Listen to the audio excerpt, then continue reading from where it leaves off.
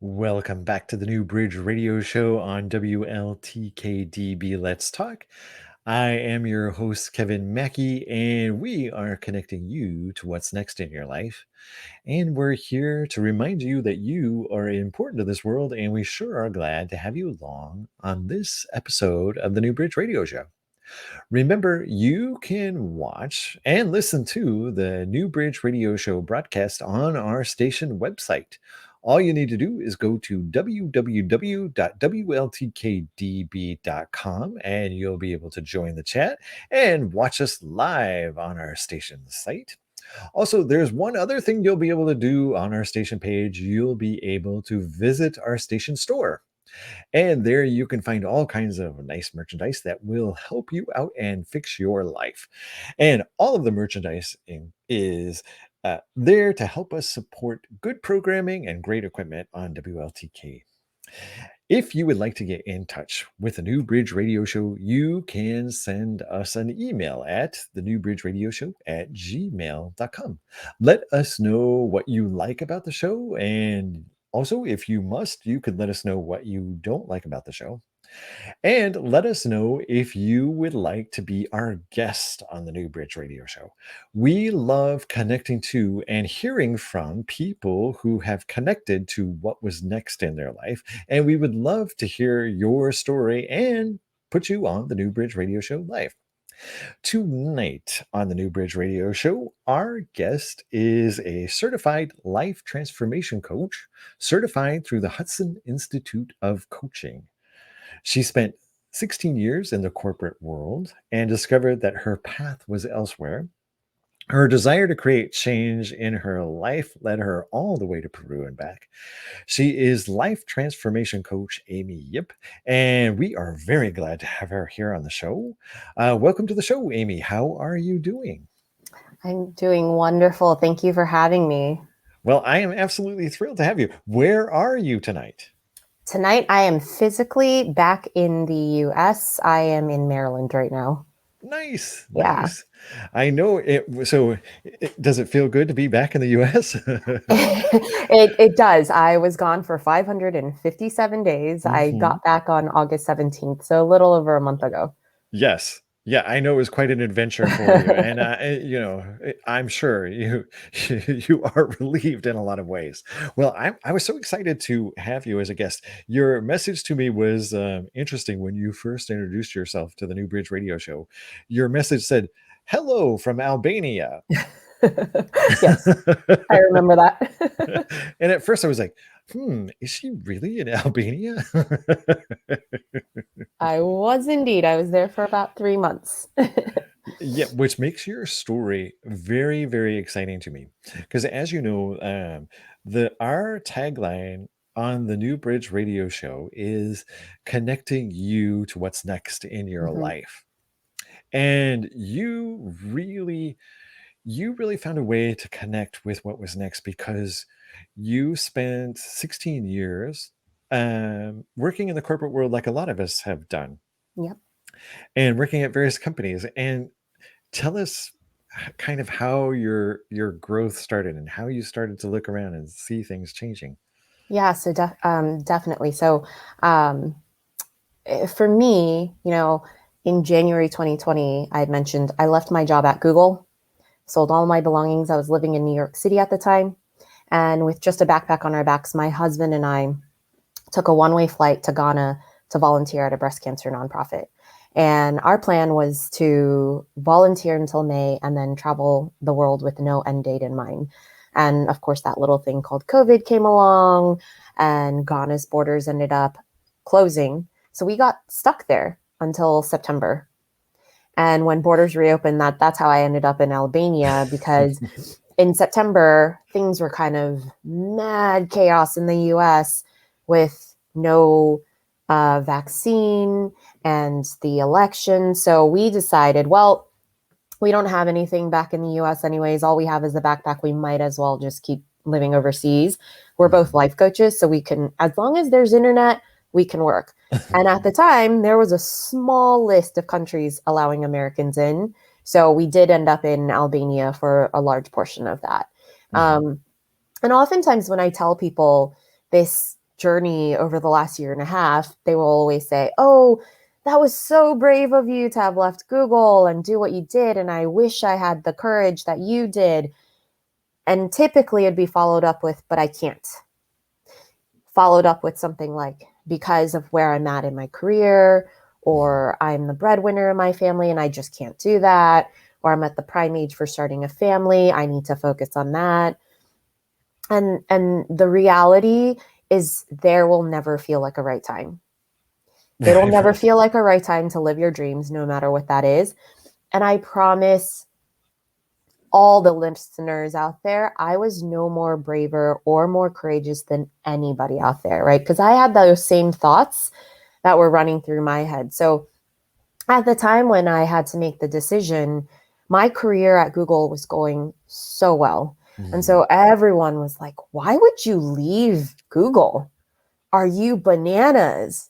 Right? Like, couldn't you just donate some money to Africa? Why would you go and quit this great job?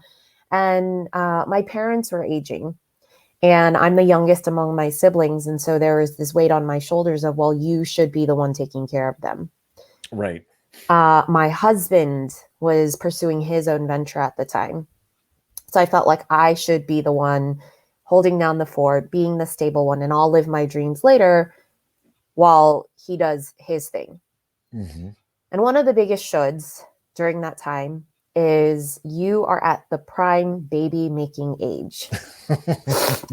I heard that from everybody because I was Right. in my late 30s and everyone was like, you really need to have children. Your time is ticking. So all those things. And at the time, my husband and I, we weren't sure yet about when we would want kids. Right. So we decided as a safety net, we would freeze our embryos as the backup plan. Mhm. A year later, there was a mishap at the facility, and Mhm. we got an email that said something might have happened. We don't know the viability, and until you plan on using the embryos, we won't be able to tell you the viability. And that was when I hit the rock bottom point. I was like, okay, maybe this is a sign from someone somewhere out there telling me to just be normal and to just do the normal things, stick in the corporate world, have children, buy a house, white picket fence, do all those Mhm. things. And I went on a long self-help journey at that time because I didn't have time to decide. It wasn't like, oh, I could test out having a kid and then return it if I didn't want it. So Right, I was exactly. like, okay, I have this time limit. I need to figure out what I want to do in my life. Mhm. And on the outside, everything looked wonderful. Like, great job, great husband, great family, wonderful friends. And on the inside, though, things didn't feel right. But there was Right. almost like a bit of shame. Like, I can't tell everyone about this because I should be happy. I should be grateful. And so I ended up reading books for 8 months. Every book out there, Brene Brown books, like all those books. Mhm. So I chose to read first because I didn't want to talk to anybody about what I was going through. Right. And and Because people will ask you, they'll say, "Are you crazy?" yes, I came from the same corporate world, and I was working at Microsoft and I wanted to quit. And people are like, "Why? Why would you do yes, that?" exactly. And people mean well, right? Right, Like, exactly. but they just don't understand, and that's part of the thing is nobody understood what my dreams were. Mhm. And so I went on all these book reading adventures, and so for 8 months read all these books, still couldn't figure out what it was that I really wanted. And then And a you read friend, huh? and you read Brene Brown, Yeah. and Brene Brown makes you cry. Yes, she does. A lot.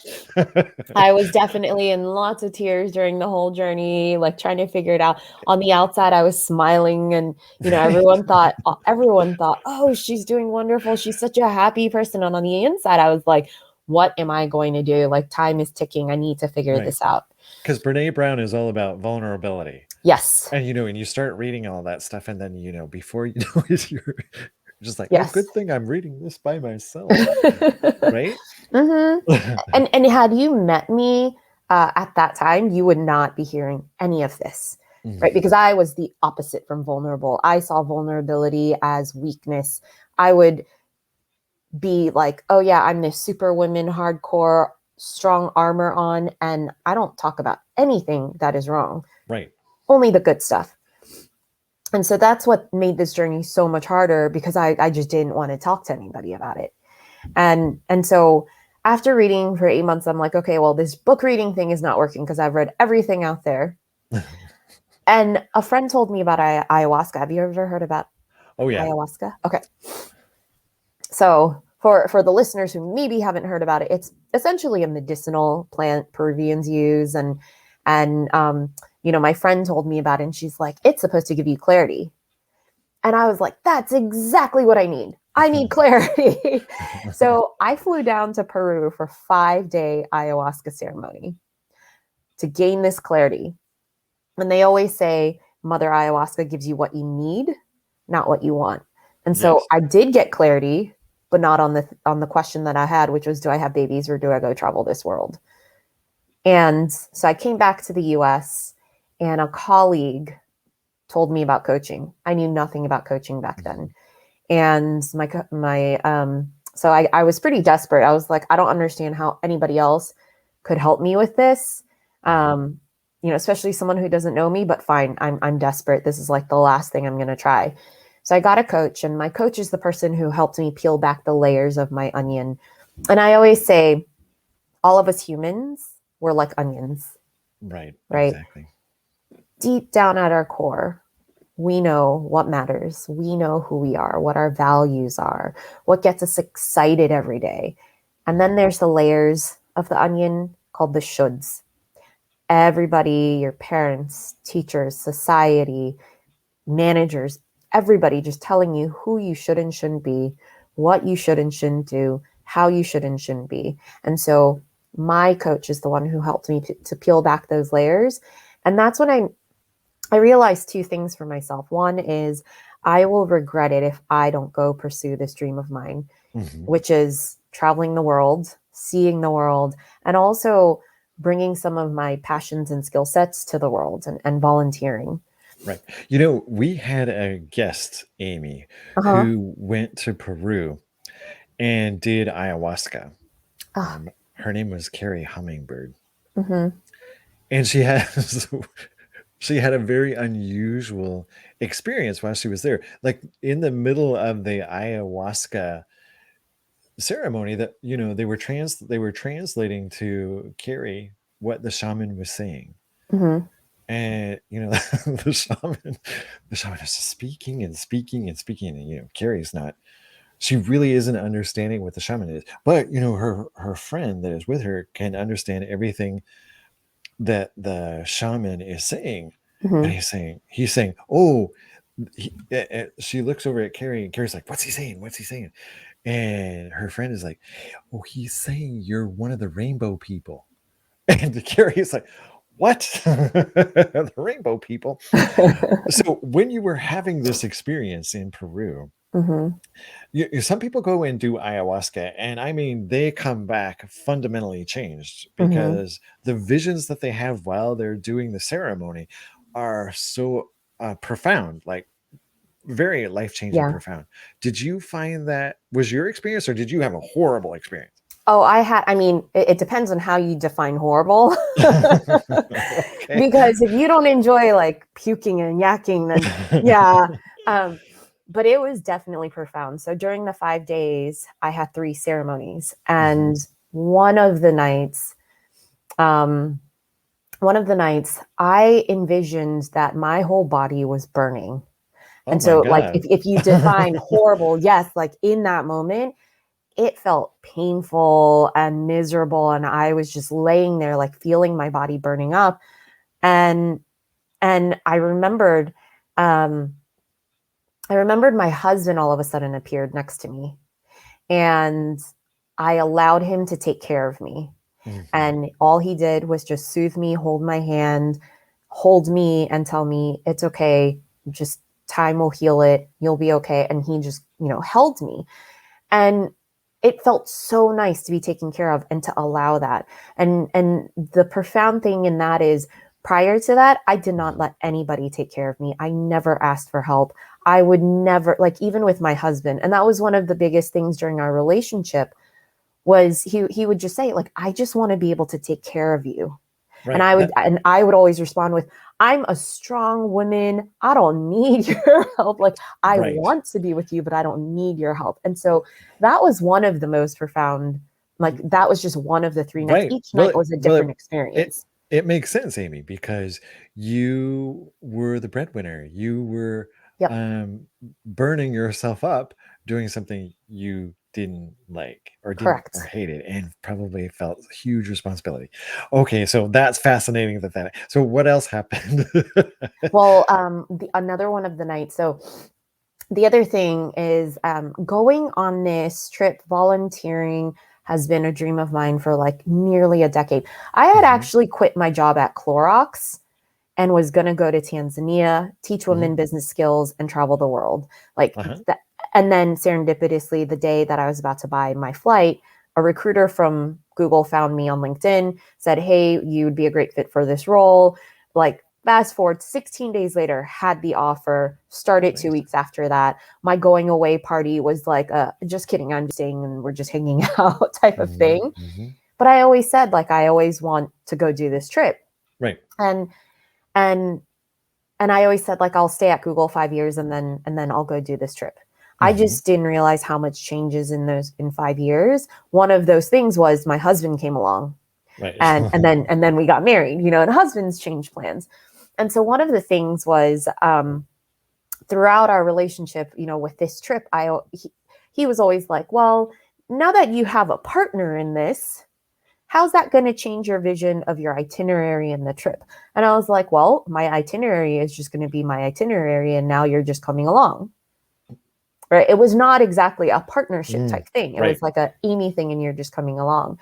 And during ayahuasca, one of the nights, I dreamt that I was in this beautiful forest, amazing green colors, and the sky was this amazing blue with like all these bodies of water. And I was holding hands with Mother Ayahuasca, Oh, uh-huh. and we were just walking around. And I just kept telling her, I wish Greg was here. Like, I wish he could experience this with me. And Greg's my husband. Mhm.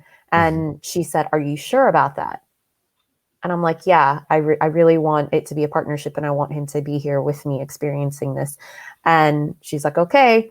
And all of a sudden, she his head just popped up. It wasn't his body, not his body, just his head. He was like floating, just bobbling in the clouds. Mhm. And he was like, hey, I'm here. This is beautiful. And I remembered how happy I was to experience that with him. And Mhm. so that was like another breakthrough for me, where I realized it is the partnership, and I was just too scared to admit that, like, I cared for him to experience it with me. And it was another one of those, like, armors and shields to protect myself. Right. Right. Yeah.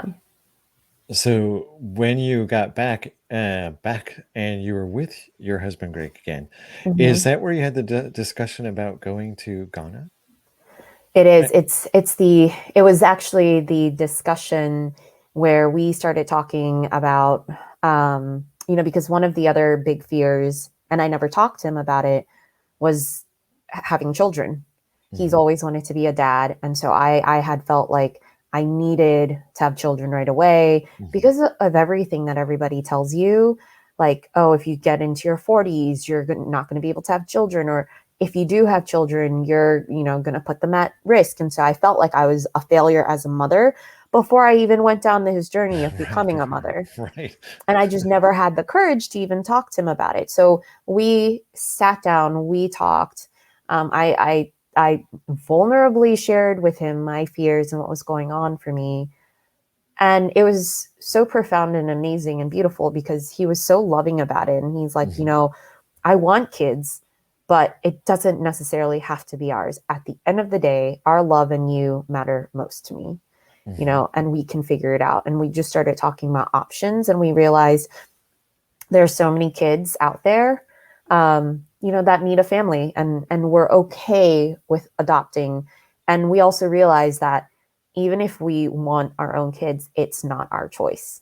Right. So many people try to control that. I have friends who have gone through IVF multiple times, had miscarriages, and for 5 or 6 years. And that's part of the thing is I realized even if I stay and I don't go on this trip and live my dreams, I'm not guaranteed to be a mother and have my own kids. Right. That's Absolutely. that's just not within control. So that conversation was very profound and helpful for our relationship and what was next in making that decision. Mhm. Yeah. So we're going to have to step away here, Amy, to Mhm. do a commercial break, and we're going to have to hear from some of our sponsors, and we will be right back after these messages on the New Bridge Radio Show.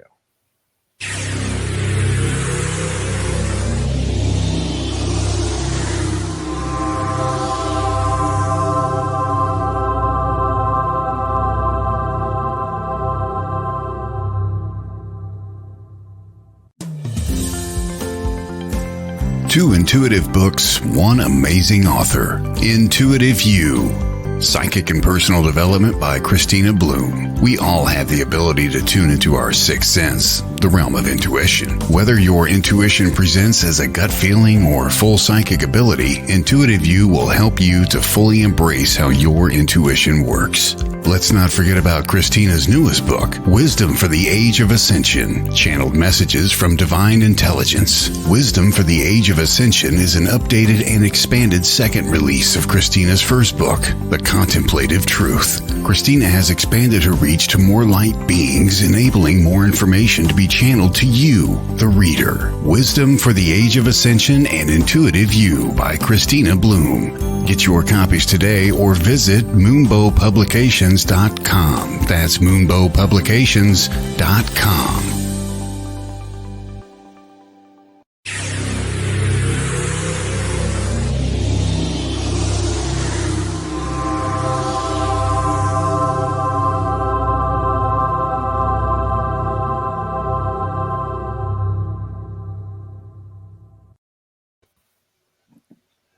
Welcome back to the New Bridge Radio Show on WLTKDB Let's Talk. I'm your host, Kevin Mackey, and we are having a great time speaking with life transformation coach Amy Yip. And Amy, just before the break, you were talking about your itinerary and going to Ghana. And Mhm. when I was learning more about your story, was this was this something you discussed? Ghana, was it something you discussed with your husband, or you just came to him one day and said, "You know what? I've got a great place where we could go. How about Ghana?" So it's interesting how Ghana came about because we're both life coaches. So there was a rational part and then also another side to it. So the rational part was we were looking at the time difference. We're both life coaches. Majority of our clients at the time were in the US. Mhm. So we were like, okay, well, which side of Africa should we try to look? And we ended up landing on Western Africa for time zone, very logistical reasons. The challenge with trying to find a nonprofit to support in Africa is there are a lot of fake ones out there. Oh, There are really? ones that will, like I actually ended up meeting someone who works with the national police and such to try to shut down orphanages because people will know that Westerners will pay a lot of money to come and volunteer in these orphanages. So they will kidnap children, have you pay money to come volunteer, show you these children, have you maybe play with them.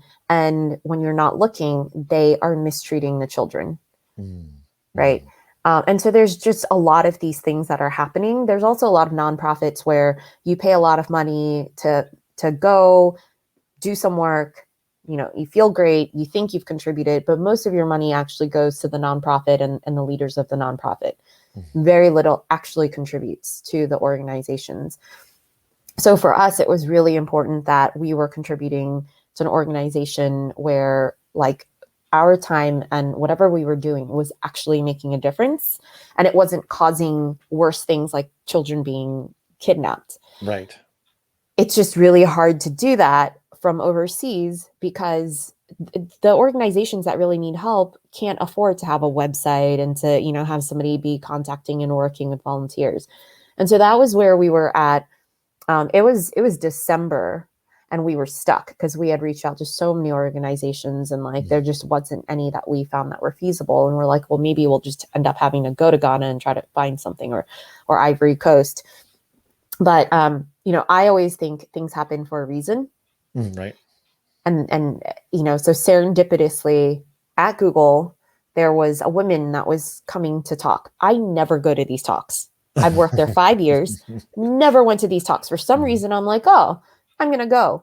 And the other thing is I'm usually like in back-to-back meetings. So even if I planned on going, I ended up having to bail. For some reason, nobody scheduled anything over that time. So I was able to go to the talk, and I stayed to the end. And for some reason, I also decided to stay after and talk to her. Mm-hmm. Something about her just drew me, and I talked to her, and I mentioned the fact that I was leaving Google and that we were looking for a nonprofit in West Africa. We haven't figured out where we're going to go yet, but I'm really passionate about working with women. Mm-hmm. And she's like, I know the perfect organization for you. Let's have lunch. Oh, wow. And this woman, she used to work for the Susan G. Komen organization, and she had partnered with this hospital out in Ghana that did breast cancer work. And so she talked to me. She wanted, and they're like family to her. So she actually wanted to make sure that I wasn't one of those people that just wanted to go and, feel good and not really contribute. So she was kind of interviewing me too. Right. And so she ended up connecting me to the hospital. We talked to the head surgeon, the founder of the organization, who's this brilliant woman making amazing changes in Ghana. And the notion of working for breast cancer was also something near and dear to my heart because my family has a history of it. Mm-hmm. And so it was just like everything felt right. And I brought it up to my husband. And at first because he likes to do all his research. He's very rational and wants to know everything. But once he met with Dr. Beatrice is her name, he fell in love with her too. He's like, she's amazing. Let's go do this. And so we made that. And that's where the whole ayahuasca and walking in the forest with Mother Ayahuasca, like, it was a partnership decision. It wasn't like I'm deciding and you just coming with me. We are going to Africa. Yeah. You will like it. So what's interesting about it now, normally, you would have gone into Ghana, you would have been able to work with these women. Mm-hmm. And it in any other year, it probably would have been, normal and we'd be having a totally different conversation right now. But it didn't turn out normal. So tell us what happened when COVID hit. Yeah, so we had left, I think it was end of January, maybe like the first week of February that we left the US. And we did some traveling first. So our original vision was, let's go to Ivory Coast for a few weeks and go to Ghana, meet up with the nonprofit, work with the nonprofit for 3 or 4 months, and then start traveling through Africa. So we had planned like 6 to 9 months traveling through everywhere in Africa. And the original plan was also that we would be working with the women of the organization. So any survivors or newly diagnosed patients. Because in Africa, or in Ghana, I should say, if you are diagnosed with breast cancer, husbands will leave you, families will leave you. They think it's a death sentence. And they're also very religious. So the pastors and the reverends will put you into what's called a prayer camp and tell you, we just need to pray for you. And it's not until you've been there for a year. And we saw a lot of this where, the women would come out with 20-kilo breast that they would then be like, maybe prayer isn't working and I should go see a doctor. And so the work that we were going to do was work with the surviving woman and also the newly diagnosed, and just to build community because they don't have a support system out there. Right. And so to coach them and build groups and support system. The other thing that we were going to do was to go out into the communities. They're still very chief led. And so chief makes decisions. And so going out to the communities, building relationships with the chiefs, communicating with them on like the risks and educating them on the science behind breast cancer. And then once we got on their good side, we could then actually do screenings for the women in the community and education work. And we would go to the communities to do that. And so that was the original plan. Then that thing called COVID came literally, I think 2 weeks, 2 or 3 weeks after we arrived. It hit real hard and everything shut down in Ghana. So there was no face-to-face interaction, like everything was closed. And that kind of shifted our entire direction of our volunteer work. Because unlike you and I, like we can't do these radio shows or Zoom calls with the patients. They don't have the technology. Right. So instead, my husband and I, we ended up focusing on helping nonprofit with fundraising was one of them. We helped them to set up their 501(c) in the US. We helped them to fundraise money. We also helped them to just systematize a lot of their processes because it was very inefficient the way they were doing things. So helping them to modernize and systematize some of their processes that they were doing. So it almost felt like I never left corporate world in some sense because I was like on a computer. You're marketing in Africa. Exactly. Marketing, doing PR. At one point, I think, things started opening up. And so we did get to start engaging with the communities again. And we started getting to engage with the survivors and the surviving, the newly diagnosed patients. And that was a lot of fun and exciting, just hearing their stories and being able to share that more broadly and stuff. So, but that was where a big shift, and we ended up being there all the way until September. Nice. I'm curious, Amy, did you find that the people were very receptive to you and your husband being Americans? Like, did you feel like they appreciated you and that they didn't have any kind of preconceived notions like maybe they could have? It's funny you asked that. No, they were like Ghanaians are known to be the friendliest, kindest people. And they actually did not understand. They're like, what is going on in America right now? Like, we don't understand, how you can hate people. And because they just love each other. They're always laughing and hugging and welcoming. Like, we left Ghana with so many aunties and uncles and moms and dads. Like, Dr. Beatrice, she calls me her daughter. So I'm actually pregnant now.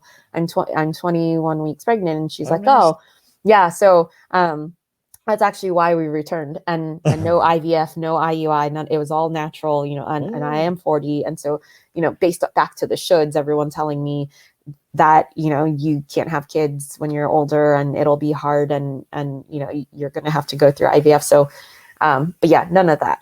Nice. But she's like, my grandchild, I can't wait to meet my grandchild. So yeah.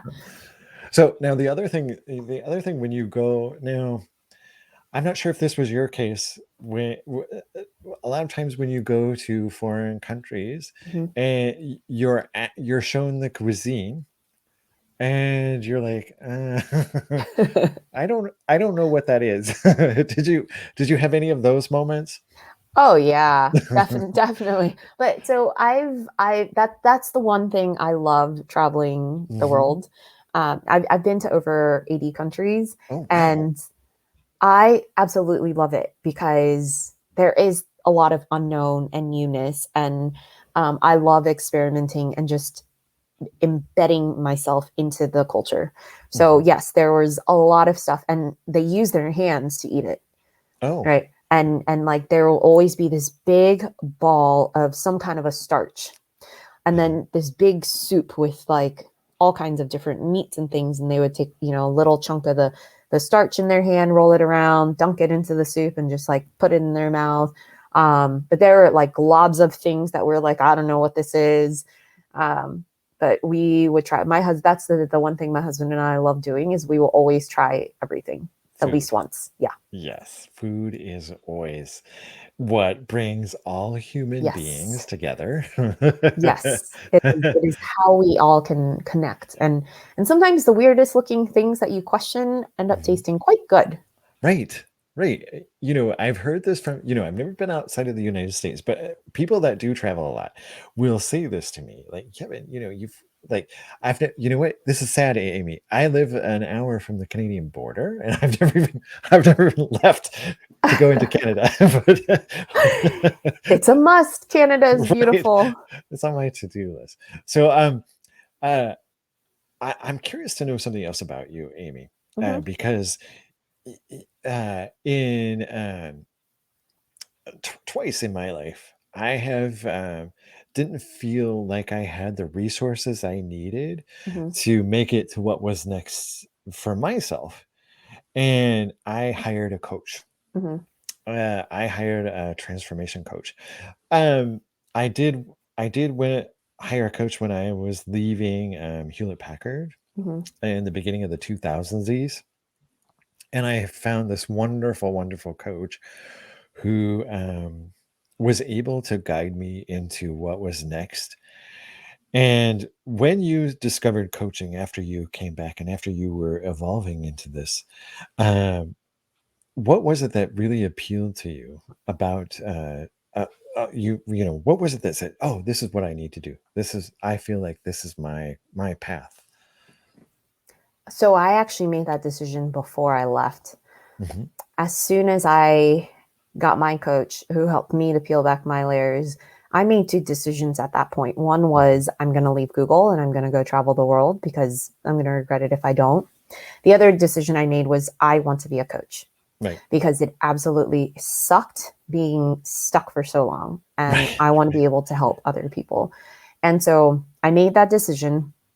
And that was around January 2019. And my 5-year point at Google was December of 2019. Hmm. So I had about 11 more months left. And like I said, I think everything happens for a reason. So I started doing research on coaching programs and coaching schools.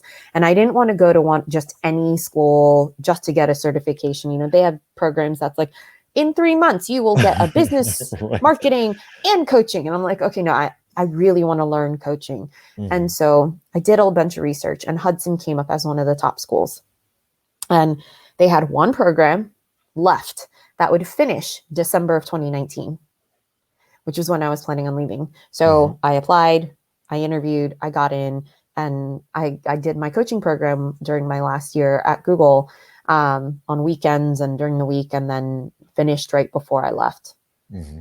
Yeah. So that was my journey into coaching. And, during the program, you coach other people and you do like 50 or 60 hours of practice to get your certification.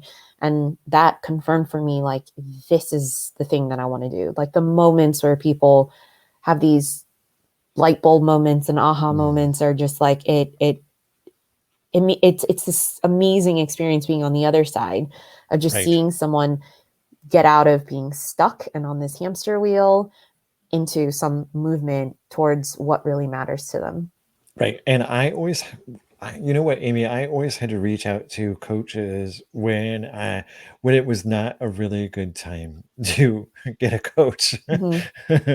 But what I liked about the experience is, first of all, when you're going through something, a big change, it can help you get a better perspective on what is actually happening. Because when Hmm. you're in the moment, it's so hard to make decisions Yeah. that are logical. And that's where coaching helps, because there's something you can get into mental weakness or bad trains of thought when Yes. you're in the circumstances. And what I find coaches are very helpful at doing is helping your mindset not get in those ruts. Talk about that for a minute, because that really is where coaches really shine in helping people connect. Yeah. Well, so one of my greatest learnings throughout my whole journey has been your mindset, not your circumstance, makes all the difference in your Right. happiness and success, right? There's been research that has shown what we call our experience, 80% of it comes from your mind. Right. So it's the stories that are in your mind. 20% comes from the actual circumstance. And so it just shows how powerful our minds are, what we see, right? What we are, our different perspectives.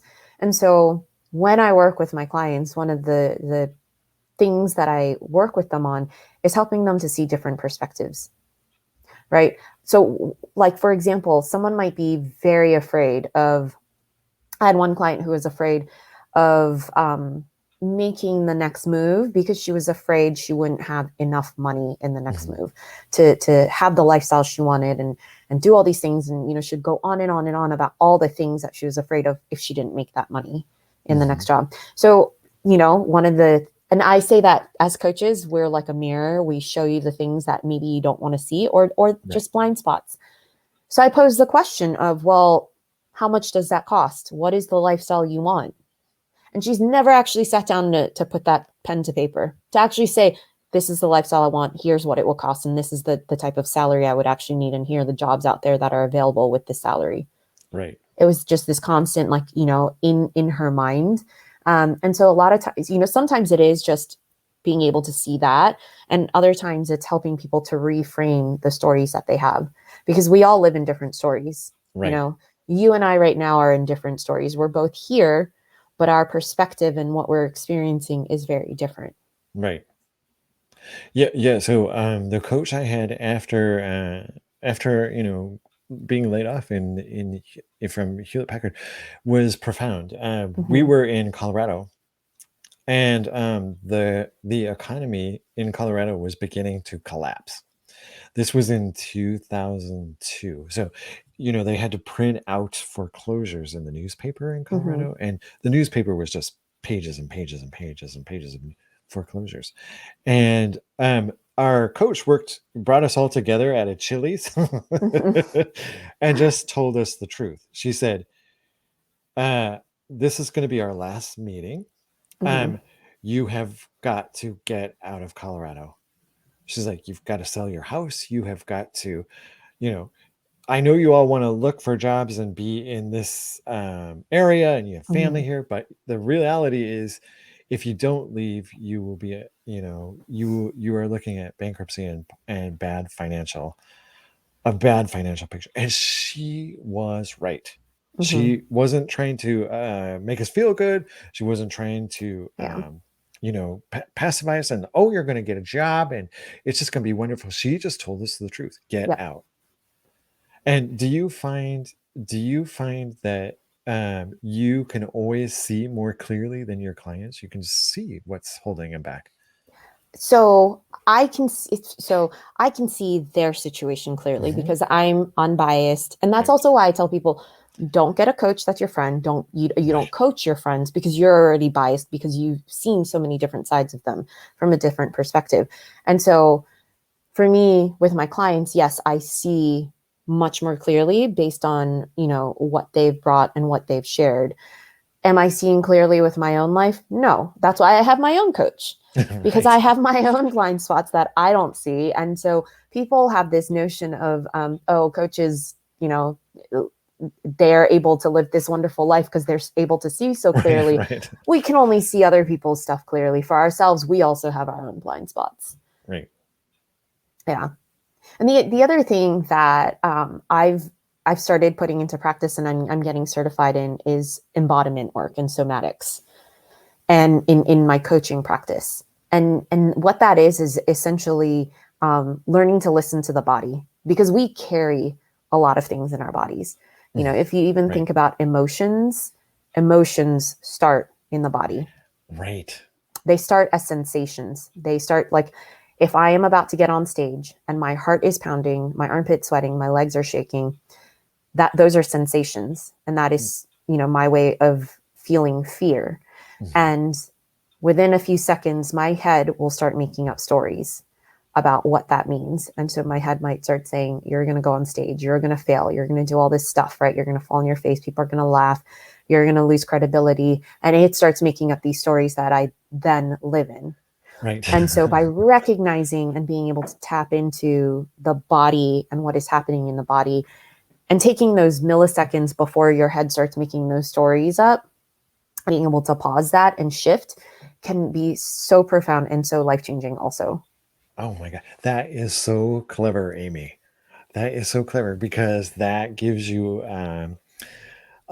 that just gives you a clue into not only what people might, might be creating in their own mind, but what's manifesting energy wise in their body. Hmm. Oh, so you're just Yeah. learning this then. I've done a lot of like classes and trainings. Hmm. I'm officially getting certified right now, and I started my certification program because I want to go a lot deeper in this work. Hmm. Our bodies just carry so much. It carries trauma. Also, we repress emotions, we repress things, and there's something called conditioned tendencies, which are essentially survival strategies. Right. Right? We've learned these survival strategies from childhood, and they could be survival, like literal survival, or survival to get love, acceptance, belonging.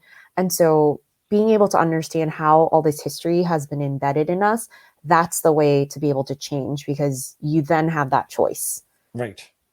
Right. So yeah, I've done a lot of trainings. I know, like, some of the basics and the essentials, and I've used it with my clients. But I'm in the program right now with Strozzi Institute up in Petaluma, and it's like a deep dive. And the thing that I love about it is as a coach, you're experiencing it too. So during one of our first sessions, I mean, it was so bizarre for me because one of the experiences, I just started shaking and crying, and like stuff that I didn't realize was in me just started coming out. And Mm. that's like the power of it. It's amazing. Yes. Yes. And there's something, there's something that it will help you get to, and that is mental fitness. Yes. Because you have there's physical things you do for your body to keep your body Hmm. mentally or physically fit, but there's also mental fitness too. Yes. So tell us a little bit about that mental fitness. Yeah. So mental fitness is something, the physical fitness is a great analogy to this. Hmm. And essentially, if you are physically fit, right, then as you're climbing a huge mountain, you're not as stressed. You're able to climb it. You won't lose your breath. But if you are of just average physical fitness, as you're climbing this big mountain, you'll be huffing and puffing, out of breath, and you'll be exhausted. And it's the same thing with mental fitness. So the strength of your mental fitness is how well you can respond to life's challenges without all of that distress, right? Like, Hmm. um, and what's been happening for a lot of us has been a mountain of stress with the pandemic, working from home and then not working from home, and politics, race, relationships, all of those things. And Hmm. for most of us, it's because we are of average mental fitness. Right. And so with mental fitness, it's about building those muscles. And just like physical fitness, you can build those muscles. There's a lot of science behind it. There's 3 core muscles to mental fitness. And the first is called, it's the let's call it saboteur interceptor. So Okay. our brains, there's actually 2 sides of our brains. One side where the saboteurs live, where we self-sabotage. Hmm. So with things like, and there's 10 different saboteurs, like the judge, which is also known as the inner critic, and also the one that judges other people and situations and circumstances. There is the hyperachiever, the Hmm. avoider, the pleaser, the hyper-rational. So there's 10 different ones. We all have we all have the judge plus a level of some of the other ones. That sits on one side of the brain, and it's the survival side of the brain. Then you have that inner, deeper wisdom called the sage on the other side. That's all about the empathy and taking action, focused action, and innovative and creative. And that's the other side of the brain. Hmm. As children, I could put your brain under an MR scan. You're able to activate both sides because it's good to be in survival mode. Like if a tiger comes chasing you, you should know, okay, I got to run. The problem is, as adults, one side quieted and the other side activated more. Guess which side quieted Hmm. and which side became more active, right? And so we constantly live in the survival side of the brain. We're always looking for tigers. And that's where, that's what causes us a lot of the stress. Right. And so with mental fitness, it's about building the capacity to, one, when your saboteurs are taking over. When I go into, for example, I have the hypervigilant saboteur, right? And so when I call her Miss Worrywart. So when Miss Worrywart shows up, it's being able to catch her before she causes me distress, and before she causes me to take action that I don't really want to take. I can catch her and I can say, hey there, I see you, Miss Worrywart. So it's getting to know them so intimately well that you can catch it. Then there's Dolores Cannon had, she also talked about your saboteur. She called her saboteur Mrs. Stupid. Then and Mrs. Stupid showed up. that's actually the other thing, is to be playful, because oftentimes when, whether you want to call it the inner critic or your saboteurs, when it shows up, people want to get angry with it. They're like, why are you still here? And I just want you to leave. And what ends up happening is you give it more power. Right? You're giving it more attention. You're giving it more power. And the thing is, these are survival strategies. They served us at some point in our life. Right. And so it's ironically, by being more compassionate, being playful, being fun with it, you take away its power. And so when Miss Worrywart shows up and I'm like, oh, hey there, Miss Worrywart, like I'm not angry anymore, and she doesn't have as much control over me. I'm not hijacked by her. And so, if you have certain saboteurs or your inner critic, you can give it a name, you can give it a visual. So you call her out. And then the second muscle to be able to build is a self-command muscle. Because when you are typically in this negative state or you're hijacked by the saboteur, it's hard to just automatically go into this sage, let me be empathetic mode. And so there's a way to build self-command. So for example, like we could put together 2 fingertips right now. And if you rub them together with such attention, feel all the fingertip ridges on both fingertips. So that's a self-command practice, right? That was just 10 seconds. And if I were to put your brain under an MRI scan, you would actually notice one side of your brain ever so slightly quieting down. So the survival side quieting down. And then you'll see that the other side, the sage side, is becoming more activated.